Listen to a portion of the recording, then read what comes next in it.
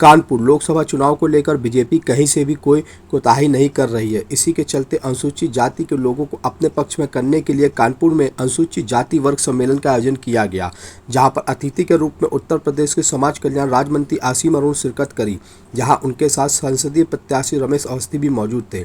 इस दौरान भाजपाइयों ने उनका जमकर स्वागत व सम्मान किया। मीडिया से बातचीत करते हुए आसिम अरुण ने कहा कि हर आम जनमानस को अपने मत का प्रयोग जरूर करना चाहिए।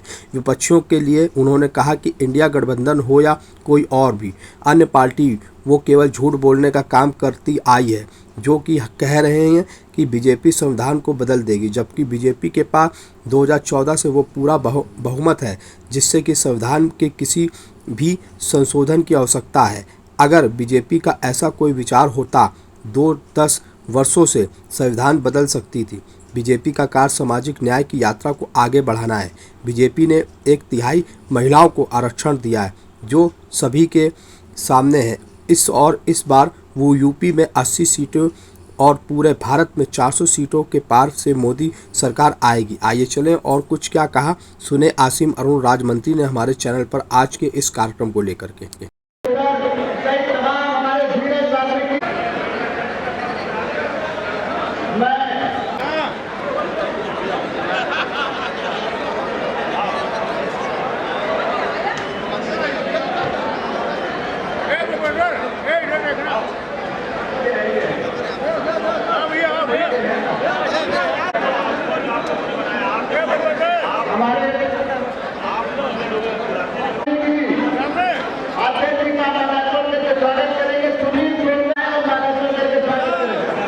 हमारे बीच में सुनील शेखर जी, राहुल कुमार जी और ईशू कटेरिया जी, माननीय Hemant Saran ji, state member Ambedkar institute.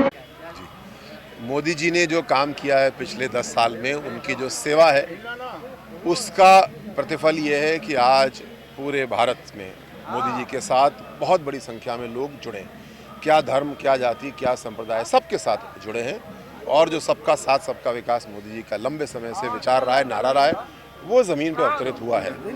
जो वोटर टर्नआउट कम होने वाला विषय, उसके ऊपर अध्ययन किया गया। आयोग ने भी अध्ययन किया, पार्टी ने भी अध्ययन किया और उसके लिए हम लोग ने प्रबंध भी किया। कई सारे विषय हैं, कुछ गर्मी है, कुछ शादियां हैं, कुछ ऐसे विषय हैं। लेकिन अपने चरण में, अब तीसरे और चौथे चरण में हम लोग का प्रयास है कि पूरी पार्टी इस बात के लिए जुटेगी। आयोग तो काम कर ही रही है कि ज़्यादा से ज़्यादा वोटर टर्नआउट होना चाहिए।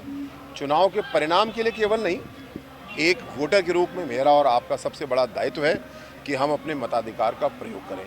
और हम लोग पाएंगे कि अगले दोनों चरणों में और सभी चरणों में वोटर टर्नआउट तेजी से बेहतर होगा। राहुल गांधी का एक बयान है कि बीजेपी सत्ता में आएगी तो आरक्षण खत्म कर देगी।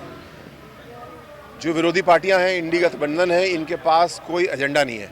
ये एक झूठ फैलाने की कोशिश कर रहे हैं कि भारतीय जनता पार्टी संविधान को बदल देगी, भारतीय जनता पार्टी आरक्षण को समाप्त कर देगी। भारतीय जनता पार्टी के पास, एनडीए के पास 2014 से वो पूरा बहुमत है, जिससे कि संविधान के किसी भी संशोधन की आवश्यकता है। अगर ऐसा कोई मन होता तो 10 साल से भाजपा कर सकती थी।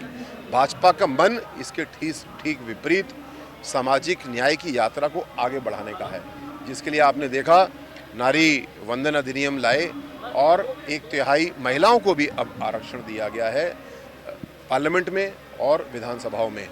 मोदी जी का, पूरे एनडीए का विश्वास है कि जो बाबा साहब ने सामाजिक न्याय की यात्रा की नींव रखी थी, उसको और सशक्त करना है, उसको आगे बढ़ाना है। और केवल आरक्षण से नहीं, हर तरीके से योजनाओं के ज़रिए लोगों को जोड़ना है। जो सरकारी खरीद होती है, उसमें एक कोटा निर्धारित किया गया है कि इतने अनुसूचित जाति, जनजाति, महिलाओं के द्वारा जो कंपनियां चलाई जाती हैं, उनसे खरीद की जाएगी। तो आरक्षण तो लागू है और हमेशा रहेगा, बल्कि इससे आगे बढ़ के सामाजिक न्याय की भागीदारी कैसे हो, इसके लिए भी मोदी जी ने काम किया है। ये एक ढकोसला है राहुल जी का, अखिलेश जी का, जो सबके सामने आ चुका है। लोग इसको नकार चुके हैं और पूरा देश इसको स्वीकार रहा है। एक बहुत बड़ी जीत यूपी में 80 में 80 और 80 में 80 का 400 पार में बहुत बड़ा योगदान होगा। इस दिशा में काम हो रहा है। अच्छा, कन्नौज में अखिलेश यादव आ गए हैं, क्या मानते हैं, कितना मुकाबला है? कन्नौज में हम लोग लाखों की जीत की ओर पहले से थे, केवल समीकरण की वजह से।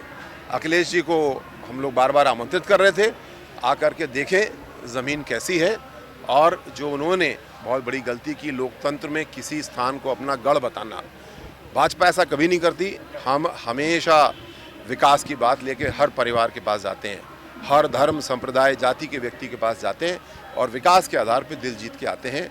इस आधार पे भाजपा, सुब्रत पाठक जी कन्नौज में पहले से बहुत आगे थे। अखिलेश जी के आने से ये फ़ायदा ज़रूर है कि हमारे कार्यकर्ता में और अब जोश है और बड़ी जीत की ओर हम लोग अग्रसर हैं।